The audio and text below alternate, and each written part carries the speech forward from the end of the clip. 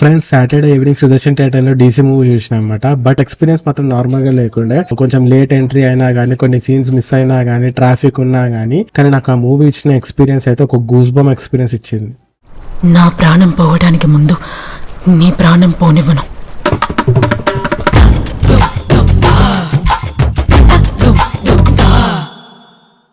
Show start అయ్యే ముందు Mahesh Babu birthday special గా దూకుడు మూవీ స్క్రీనింగ్ చేశారు అనమాట. సో ఆ రష్ వల్లనే 10 minutes లేట్ అయింది. సో జైల్ ఎస్కేప్ సీన్ ఏదైతే ఉందో డీసీలో అది కొంచెం మిస్ అయ్యానని చెప్పారు అనమాట. ఎస్కేప్ సీన్ అని ఎలా తెలిసిందంటే పక్కన కూర్చున్న వాళ్ళు చెప్పారనమాట, జైల్ సీన్ మిస్ అయ్యా మంచిగా ఉందని చెప్పి.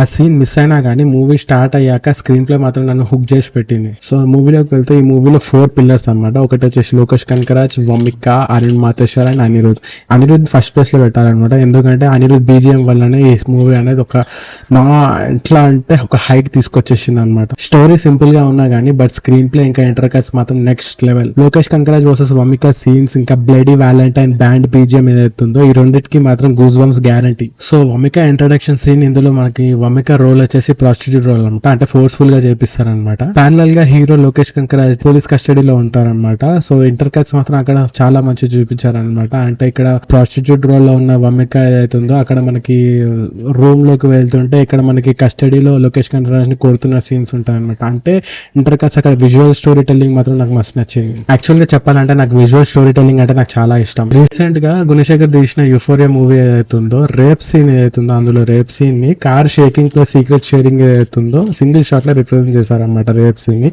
సో అదే సేమ్ ఇంపాక్ట్ నాకు డీసీలో కూడా కనిపించింది. సో మూవీ చూసి 2 days అయ్యాక కూడా Lokesh Kanagaraj screen presence and Anirudh BGM ఏదైతుందో అది ఇంకా నా మైండ్ లో అలానే తిరుగుతుంది. సో ఇది ఫ్రెండ్స్ నా ఒపీనియన్ డీసీ మూవీ మీద. అండ్ మీకు ఈ సీన్స్ ఎలా అనిపించాయో కమెంట్ లో చెప్పండి. లైక్, షేర్, సబ్స్క్రైబ్ చేస్తే ఇంకా ఇలాంటి ఇన్సైడ్ వైరల్ ఒపీనియన్స్ తో మీ ముందుకు వస్తాను. బాయ్.